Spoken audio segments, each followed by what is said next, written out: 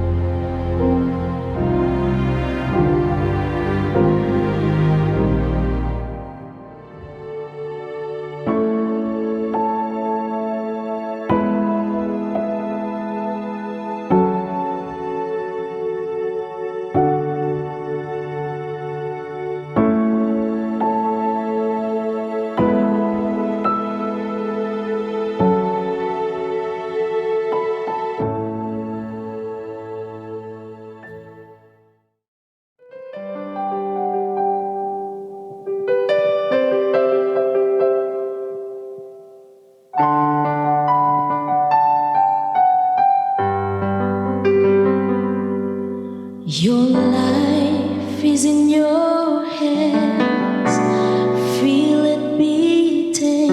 It's fate you decide, but the choice is you made. So take care where you go. Be aware of what you do. Your life is in your hands. Give your heart to the Lord. He will take care of it. Your tears, your fears, your emotional gifts. In His hands you are sure. You can count on His words. Give your heart to the Lord.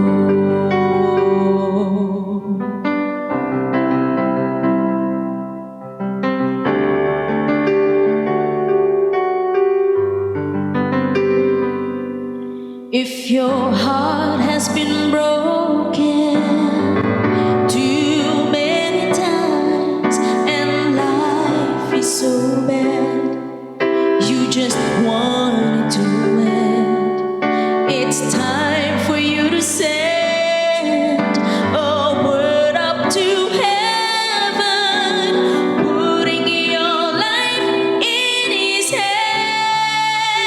Give your heart to the Lord. He will take care of it. Your tears, your fears, your emotional gifts. In His hands you are sure. You can count on His words. Give your heart to the Lord. God is the answer. He's all that you need. He will hear you. He is near.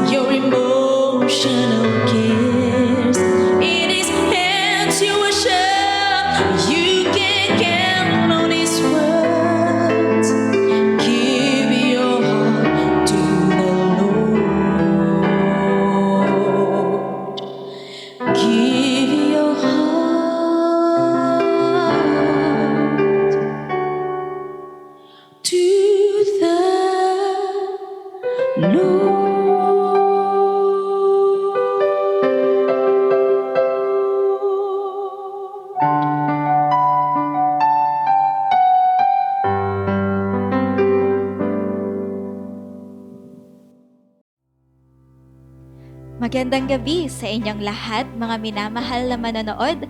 Welcome po muli sa ating series na Life After Loss, Single Moms Facing Challenge with Confidence.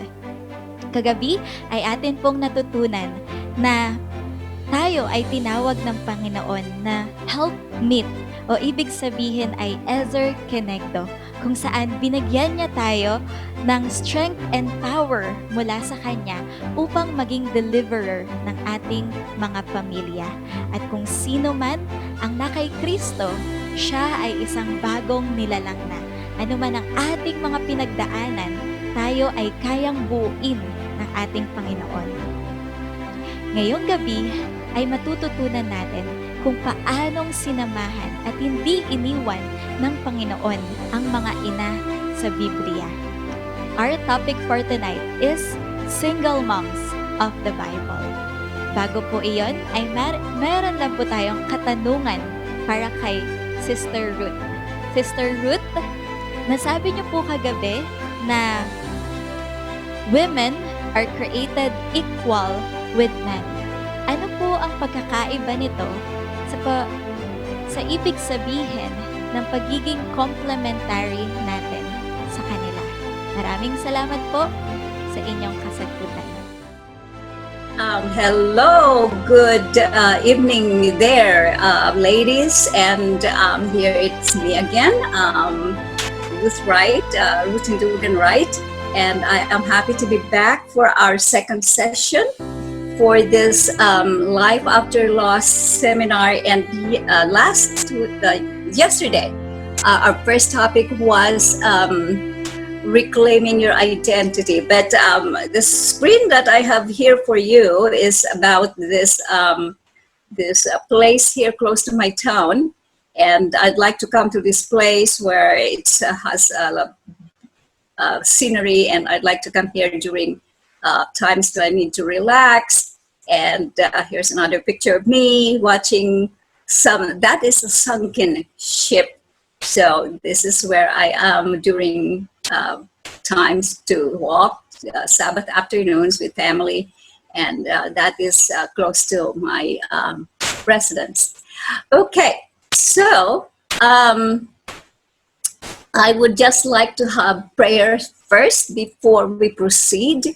And if you bow your heads with me, I would let's have a prayer.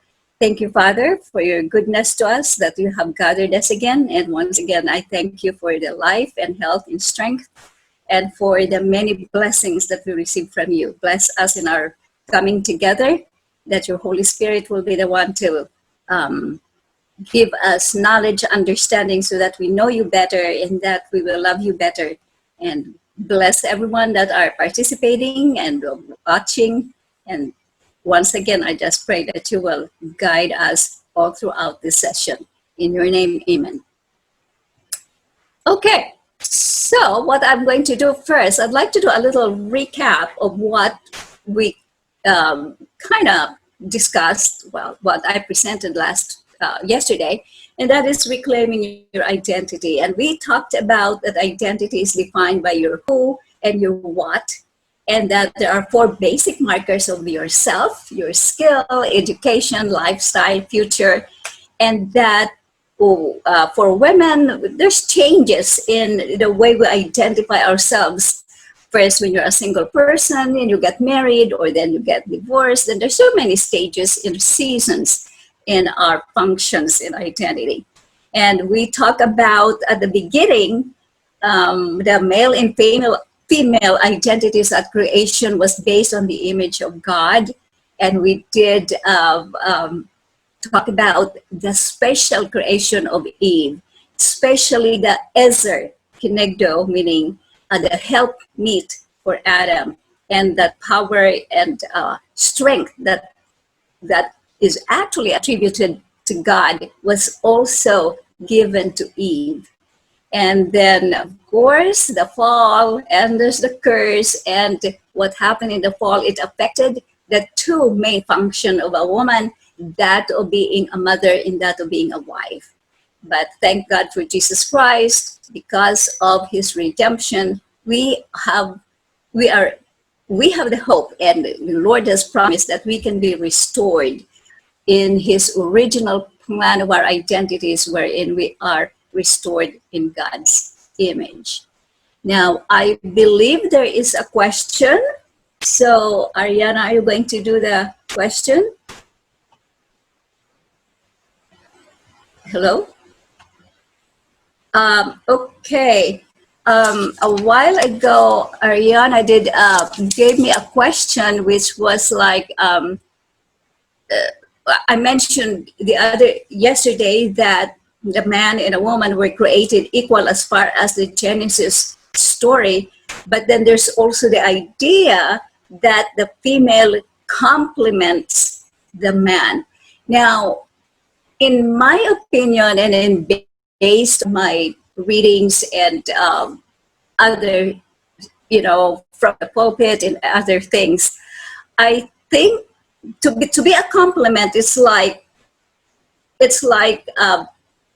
they are not equal at all. But I believe that there is an equality. However, there are some things that are different from a man and different from a woman, and therefore the two characteristics complement each other. For example, say physically we are not very strong like the men, and so because we are probably physically weak, the strength of the man complements our physical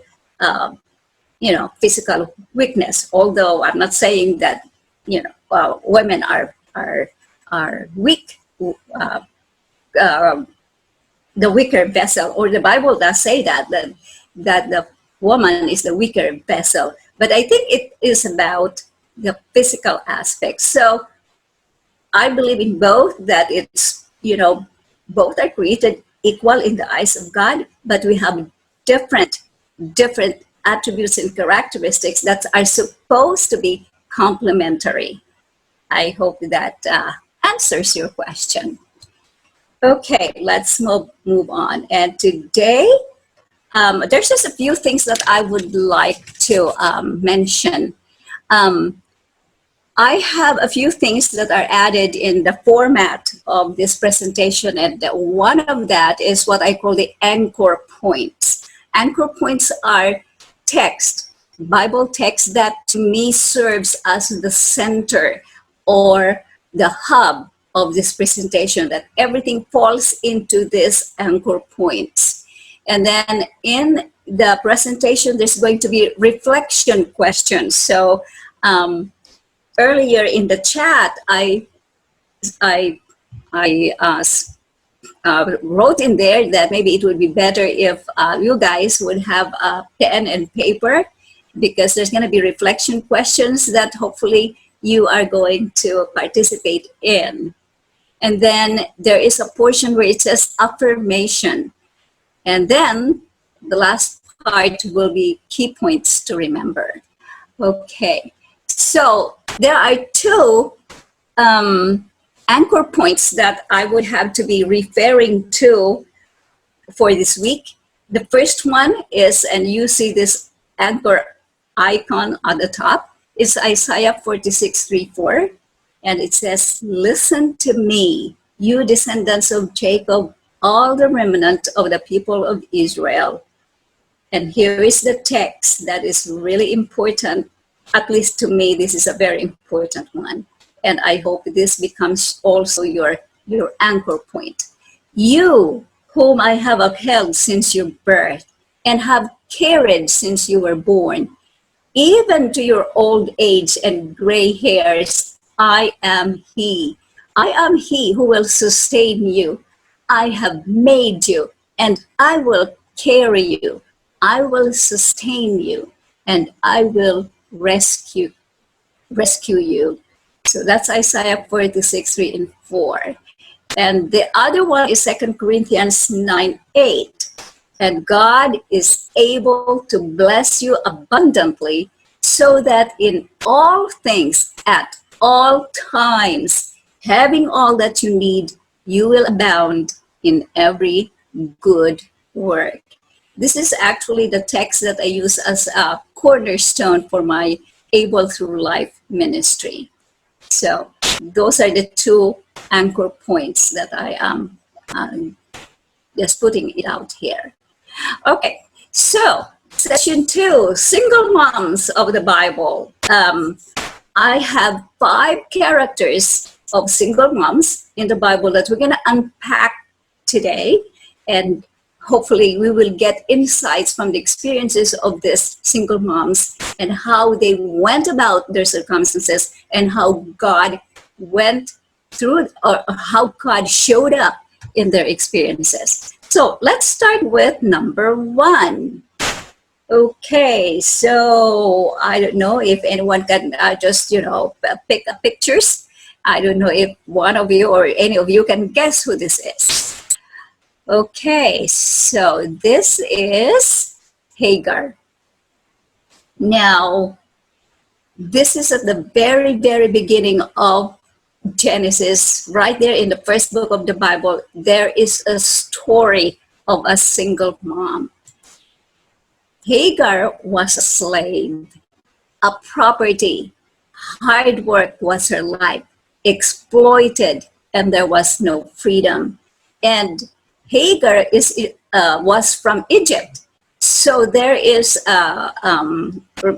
some writings that possibly she was given to Abraham and Sarah on their way to Canaan. They passed the land of Egypt. And this was, as customary in those days, the kings would give gifts, and the gifts can be slaves. And this Hagar was a slave. It is also presumed that probably Hagar also came from the royal harem. You know how the pharaohs and the kings have plenty of wives and concubines, and they can just pick somebody and say, you need to be a slave for a guest, for another dignitary. So that's what happened to Hagar. Now, as a slave, we know the story. She got pregnant, but it was not her choice. You know the story of how Sarah wanted to help God, keep the promise of making Abraham the father for descendants that cannot be numbered. And well, it wasn't coming along. It's been years. And so she decided to put things in her hands and then gave Hagar to Abraham. And of course, she got pregnant.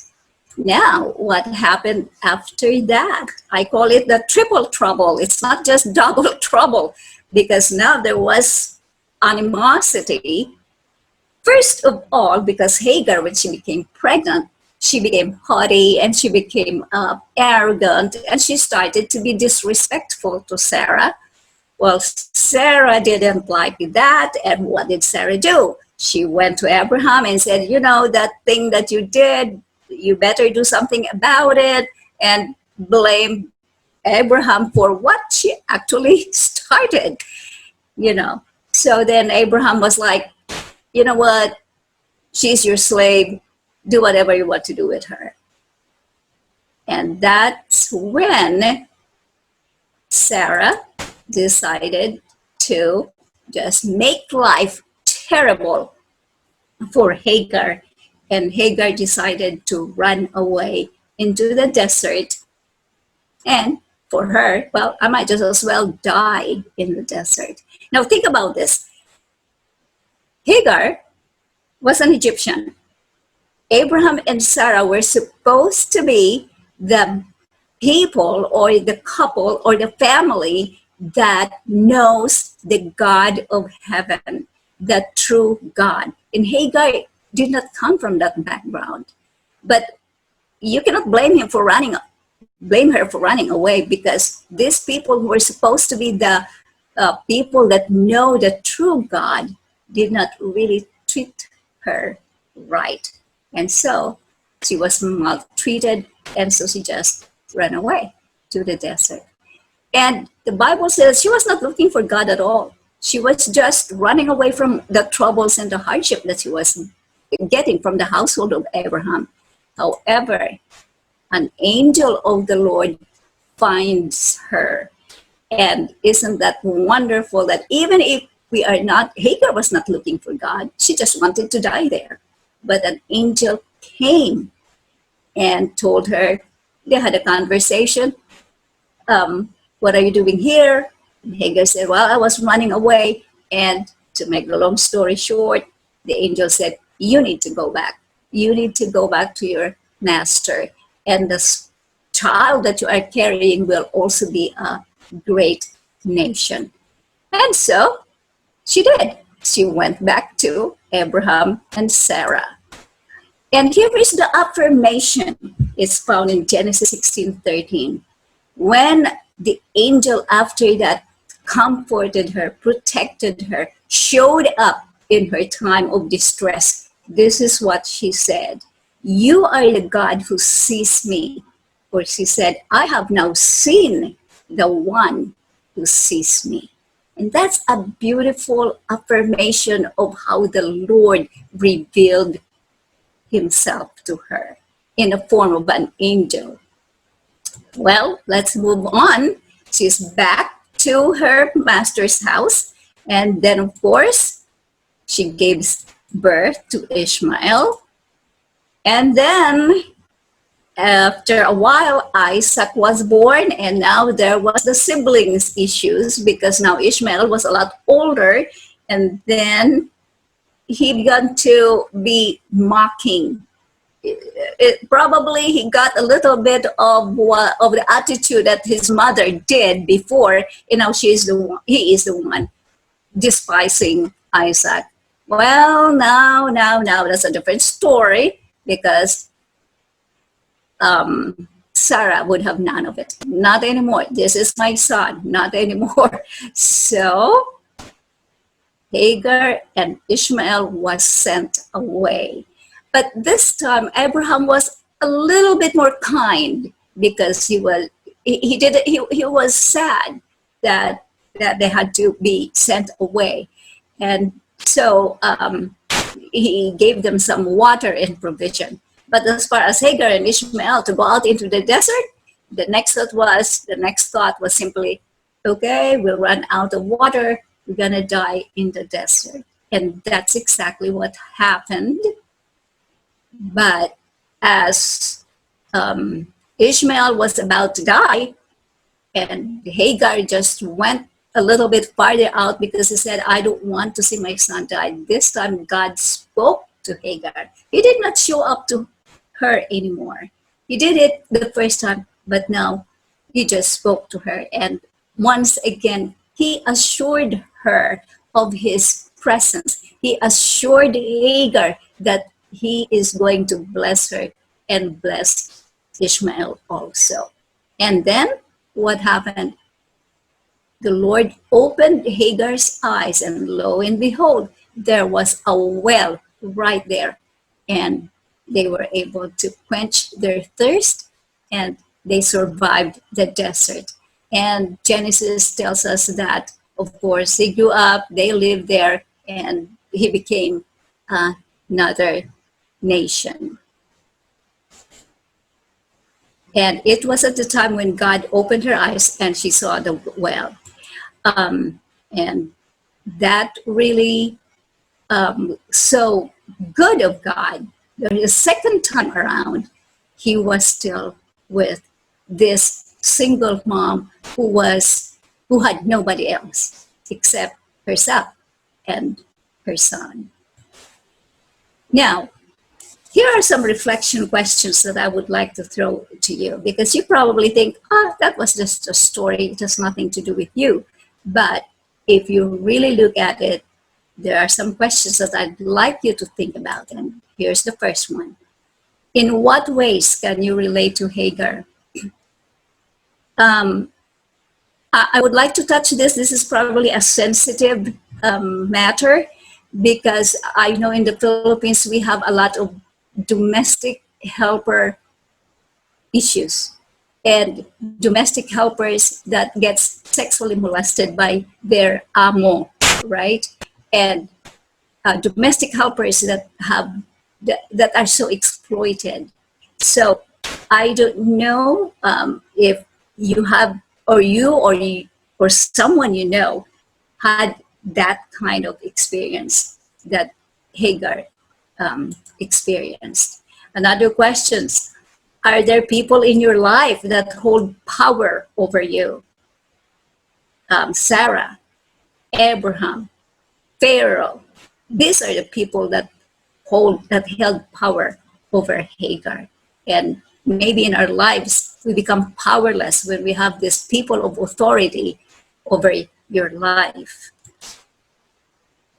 Now, Abraham, the father of Ishmael, did not treat Hagar right. And looking at your life, were there men in your life that were irresponsible, uncaring, dismissive, and abusive? And I'm not just saying your husband or but the men, maybe even your father, grandfather. Are there instances in your life that there were men, maybe even a teacher or a pastor? Like I said, I'm going to say things here that were irresponsible, uncaring, dismissive, and abusive, just like how Hagar was treated. And now for Hagar, there was a period when she became arrogant and disrespectful to Sarah that it cost her something. And so the question here is, has there been instances when your arrogance and pride or negative attitude put you in trouble? Now, maybe some of us, or I think it happens to everybody, where we somehow have a consequences of our behavior. And the question is, just like Hagar, in spite of all her troubles, in spite of all those hardship, how did God met you in any of these situations? So these are reflection questions that you might want to think about, and so have more insight about your life as a single mom. Okay. And story number 2, and here's a picture, and I'm sure many of you probably can guess who this is. Okay, this is the widow of Zarephath. It's number 2 in 1 Kings 17. Now, there was a pandemic. It wasn't coronavirus, but it was famine, and there was drought, and suddenly everybody was affected. No crops. There was famine in the land. Now, Elijah was in hiding, and Elijah was being fed in the brook.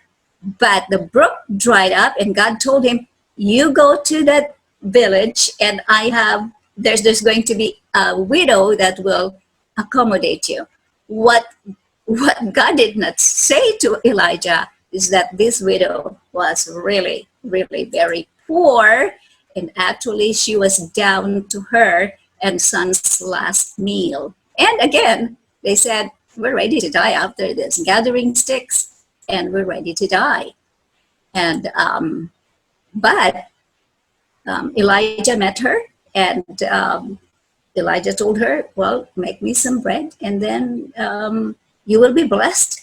And this lady, this widow, obeyed, of course, because she obeyed what she thought was right.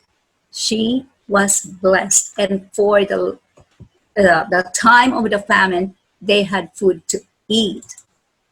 However, just how life happens, when we think that everything is going well, something happens and a catastrophe happens. Her son got sick and he died. But there is something about this lady. She was haunted by a secret past. And why do I say that? Because this is what she said to Elijah. What have I to do with thee, O man of God? Art thou come unto me to call my sin to remembrance and to slay my son?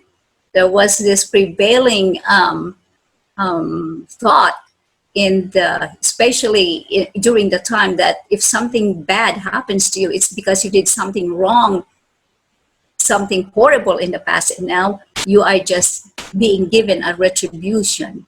And so this woman just came out. Are you going to call me my sin to remembrance and to slay my son?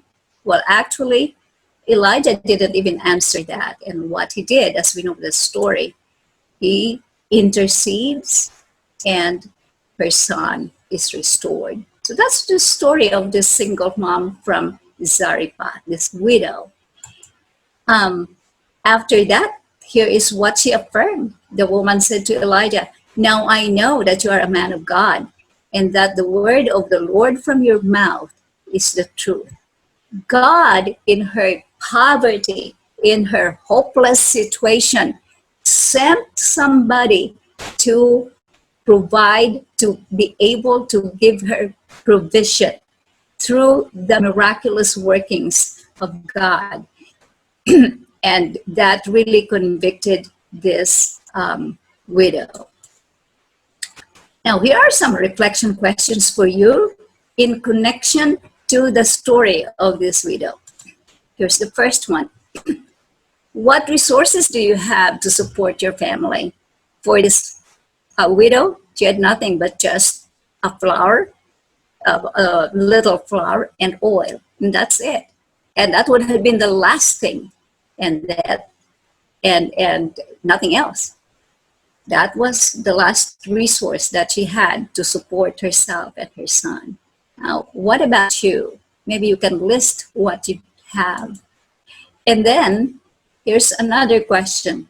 Are there circumstances in your family or in your life that you blame yourself for? Just like this lady who was haunted by a past. Do you have any thoughts or anything that happened in your family or yourself, and deep inside you are blaming yourself for it? And the other question, who were the people that came to your rescue when you ran out of options? Single mom is hard, especially financially, it's difficult. Now, who were the people that God brought to you so that they can help you and rescue you when you ran out of options? And last one, I think, even at this point, who are the man and a woman of God in your life? It's very important because the Lord sends other people to be his hands, to be his feet to help his children. And it would be wonderful if you have a person or persons that are godly, that are in your life, just like what this widow had, that God sent Elijah. So think about that, and you will have more insight about your experience. Okay. And so, yeah, who are the man, woman of God in your life that you can turn to in times of crisis? Is there anybody that you can call at any time? And that is a blessing if you have a friend or two that you can easily just say, anytime I need help, I will go to this person. That by itself is a blessing from God. Okay.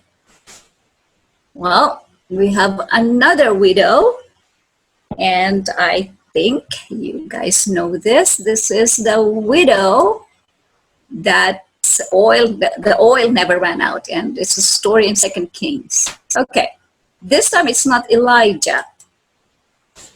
Now, the background of this widow is this. She had a husband who was employed at the school of the prophets, and he was a good man. Let's say he was working for the mission, okay? He was a good man. And the widow, however, inherits unpaid debt. Okay, here we are. We don't know how they got indebted, but the husband died, and here comes the creditors, but she had no money to pay whatsoever. And the creditors would take her 2 sons as payment.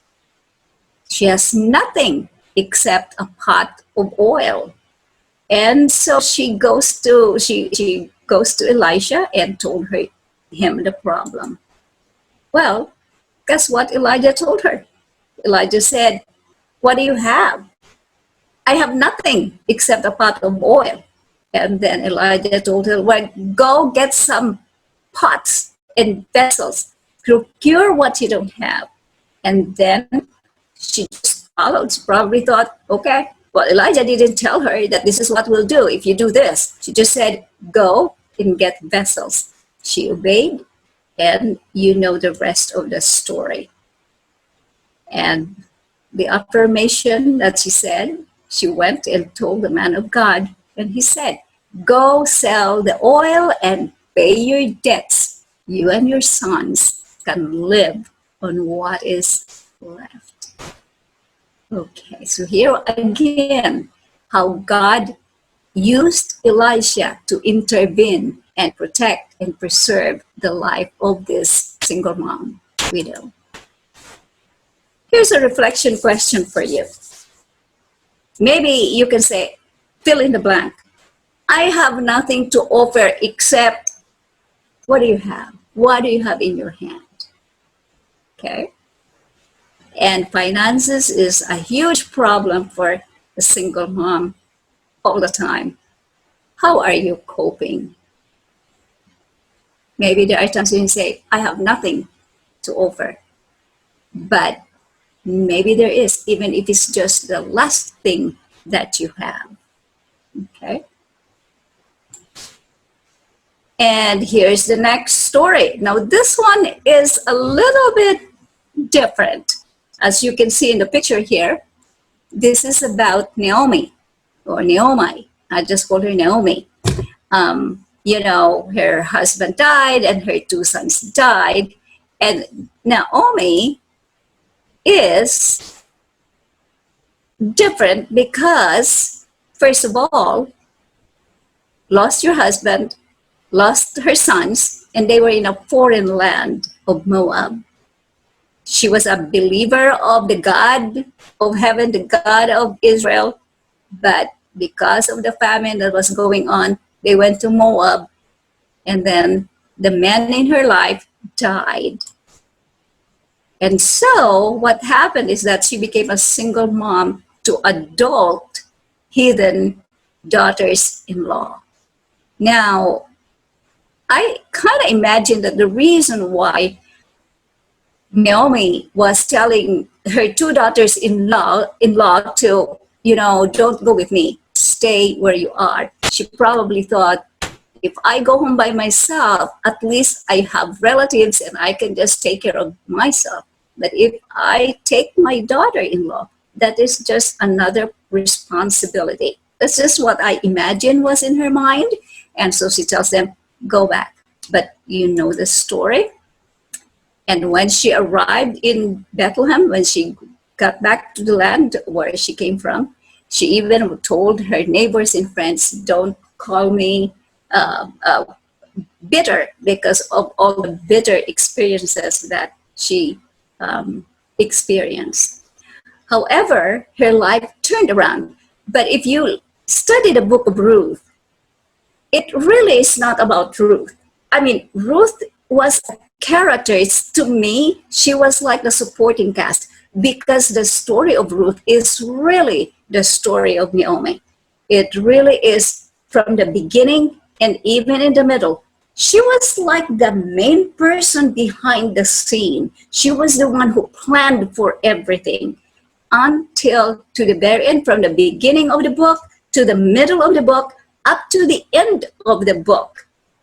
It is about Naomi. And at the end of the book, when finally she became a grandmother, it was the women, it was her friends that praised her and praised the Lord for her. And this is what they said: praise be to the Lord, who this day has not left you without a guardian redeemer. May he become famous throughout Israel. He will renew your life and sustain you in your old age. For your daughter-in-law, who loves you and who is better to you than 7 sons, has given him birth. Notice that it was her friends and neighbors, it was the community that in the end was praising God for her life, for the outcome of her life. If it started when she lost all the people that she loved, her husband and children, and then towards the end, she became the grandmother of, way down below the line, Jesus. All right, here's a reflection. Let's look at the in-law qualities. If you are, get a piece of paper and fold it in two, and one side are the highs and the other side are the lows. So what I was just thinking is, maybe if you're a mother-in-law, think of your daughter-in-law, and on the high column, write down her good qualities, the things that makes that your daughter-in-law, positive things about your daughter-in-law. And on the other side, on the lows, write down the things that needs improvement, okay? And the same thing, if you are a daughter-in-law, think about your mother-in-law, the highs for your mother-in-law and the lows for the mother-in-law. And it will be fun to find out how you will add up this thing. All right, the last one, and this is the widow of Nain. And here we are. The only son of this widow died, and the son is already kind of grown up, and the son is supporting the mother because she's a widow. Now the only son died. And the future for this lady is grim. It's loneliness. She will be destitute and she will be alone with nobody to care for her. And so that was not a really good future for this lady. And well, Jesus' first miracle of raising the dead happened to this woman. Jesus had compassion.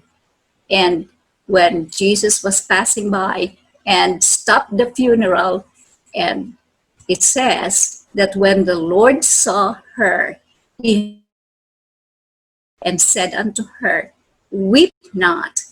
And he came and touched the coffin, and they that bare him stood still. And he said, "Young man, I say unto thee, arise." I'd like you to take note of these words. The first one was weep not, and the other one is arise. I like some wanderings. Put thou my tears into thy bottle. Are they not in thy book? God sees your tears. God sees the tears of your heartache, your loneliness, of your brokenness, and God sees it. God notices the tears. That's like when Jesus had compassion to this woman on the way to funeral. Now, he said to the dead boy, "Arise." And I was kind of thinking, are you burdened by a son or a daughter who you think is spiritually dead? And I know that as a mother, it is always a concern that, we think or we want to see our children walking in the Lord. And that is something that we can always pray for. We don't give up praying for our children, especially if we think that they are, not walking in the right direction, especially in the godly way of life. Okay, now here's my don't forget take. So let's start with Hagar. There's a few things just to summarize this presentation tonight. Tonight in your place. No, I don't know what time is it over there. So don't forget, let's get a few points key points to remember from the story of Hagar. When you are stuck doing it on your own, you have a choice. Either you sit there and die, or choose to do something positive in the situation. And here's another pointer. No matter what your situation is, God is always with you, providing a way out.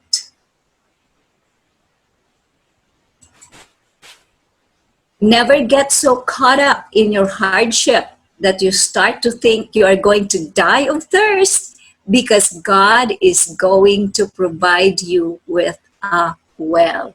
You know, I really like the thought. Sometimes we get so caught up, oh, I'm so poor, I'm so, all this hardship, and then you just want to give up and to die of thirst. But remember, God is going to provide you with a well, just like how he provided a well for Hagar. And however, but if you are so caught up in your own pain, then you will surely miss it. The well was just there, but Hagar was just caught up with, I'm going to die now, or all my pain and hardship and suffering. But it was when God spoke to her and lifted up the veil in her eyes and saw that there was really a provision of water for her and her son. For the widow of Zarephath, well, there are a few things. She was broke as a joke, but she took a leap of faith. She did not choose to follow the material worldview of, if you give away when you're already poor, you're going to have less food and not more. Well, she didn't give into that. Like sometimes we are so poor, we hoard onto and we don't share. Well, she didn't. She chose to just obey and then share what she had. And what we can also learn is that no matter where your job is, you may be underpaid, broke, recently widowed, recently divorced, you may be feeling so discouraged, or you can say, let the chips fall, I'll just sit back and die. But the thing is, just like this widow, here comes Elijah. Be open to the possibilities, because God has a way of turning things around. Let me just say that again. Be open to possibilities, because God has a way of turning things around. Let's go to the widow's oil, and what can we take away from her story? Well, God will always provide, but most often he asks us to step out in faith and do our part first. It's not like, okay, yeah, you just open your mouth and the food will just fall on your mouth. Well, that's not the case. God will provide, but most often he asks us to step out in faith and do our part first.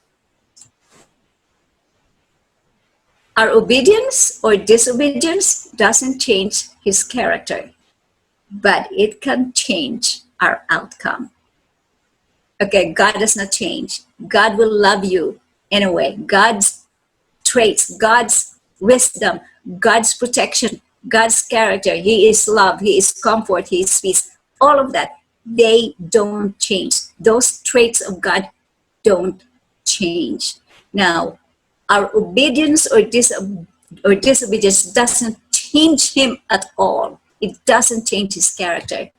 But our obedience or disobedience can change the outcome of our life.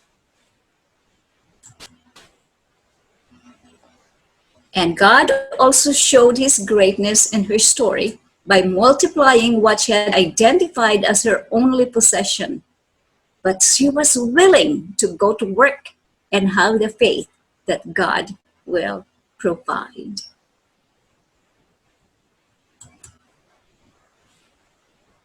Surrender all of what you have to be used for his glory and his purposes.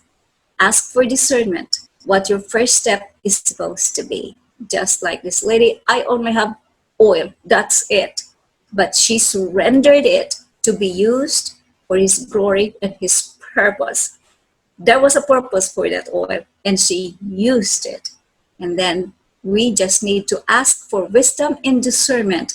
What are we going to do? And what are we going to do with what we have in our hand? Naomi, what are the things probably that you can remember from Naomi? Well, no matter how bad things may seem, You do not know what God is doing, why He has taken everything that you hold dear and where He is taking you. We really don't know. And so, no matter how bad things may seem, we can probably just rest in the thought that, you know what, I'll just have to wait. We can see that with Naomi, we just have to trust God. We just have to trust what God is doing because He is trustworthy. We may not know what He is doing right now, but we know, but we can trust Him that what He is doing is for our best interest, just like Naomi. And like Naomi, sometimes God is putting us through a difficult situation to get you to a better situation. Now, when you are there at the time, it doesn't seem okay, it doesn't look like that, and it is hard, and we give up and we get discouraged. But here is a lesson. Sometimes God is putting us through a difficult situation to get you to a better situation. As for the widow of Nain, well, nothing is impossible with God. I mean, that is just a story that would not have happened if Jesus was not God. And I'm glad, and you should be thankful and be grateful that this is the God that we serve. Nothing is impossible with God. And when He says, get this one, He says, weep not. It is never a mockery or a mere sentiment. It is a command which conveys the power to obey. When God says, weep not, He knows what He's doing. He knew that He was going to raise the son to life. So when He said, weep not, it means that there is really no reason to keep on crying because I'm in charge. It is a creative word, and blessed is the widow who has found in Jesus the object and the fullness of her desolated life. And I'm sure that all of you that are watching and are listening, you can say in your heart that God has also gave you the means to survive in the midst of the hardship as a single mom. And I'll see you next time.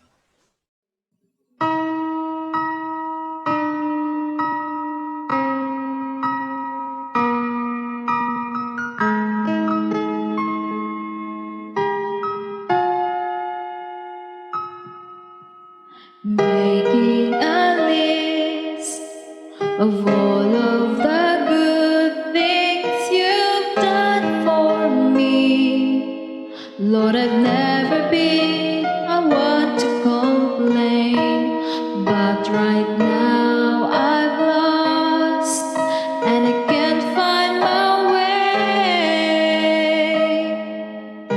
My world's come apart and it's breaking my heart, and it helps to know, 'cause your heart is breaking through. When I cry, you've cried. When I've hurt, you've hurt. When I've lost someone, it takes a piece of you too. When I fall on my face, you fill me with grace. With nothing left in your heart, or tears you apart, like when I cry.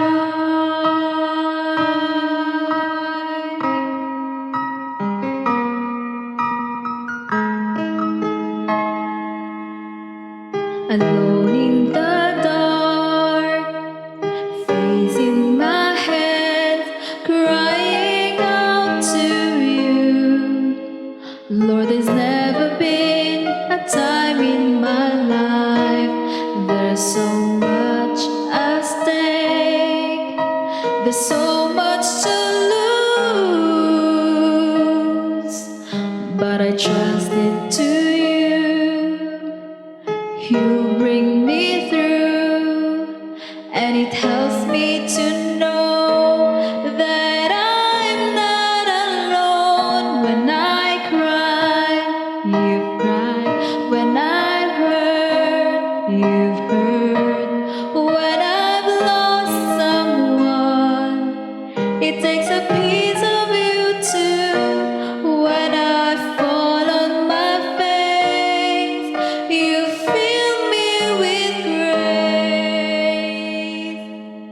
'Cause nothing breaks your heart or tears you apart like when I cry. You're the one who calmed the raging sea. You're the one who made the blind to see. You look through all the heaven and eternity, and through it all you saw me.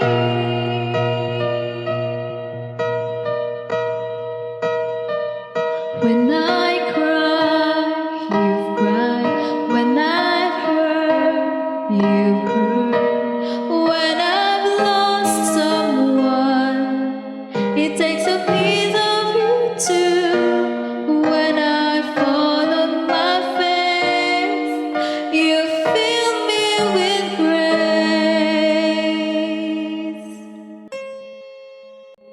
'Cause nothing breaks your heart or tears you apart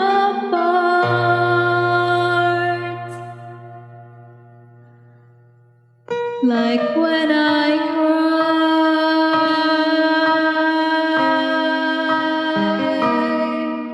Ooh.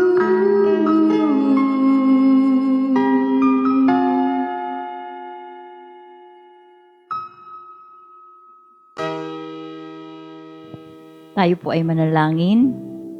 Panginoong Diyos, sa gabing ito, nagpapasalamat kami sa mga biyaya na binibigay mo sa amin. Salamat, Panginoon, sa mensaheng narinig namin. Naway ito'y maging gabay namin sa paglalakbay namin bilang Kristiyano. Tulungan po ang mga single moms sa Bible. Naway, kami ay maggumaya sa kanilang mga inahatid sa aming ehemplo. Salamat, Panginoon, sa speaker na narinig namin sa gabing ito. Ipagpatawad mo po ang aming pagkakasala sa pangalan ni Jesus. Amen.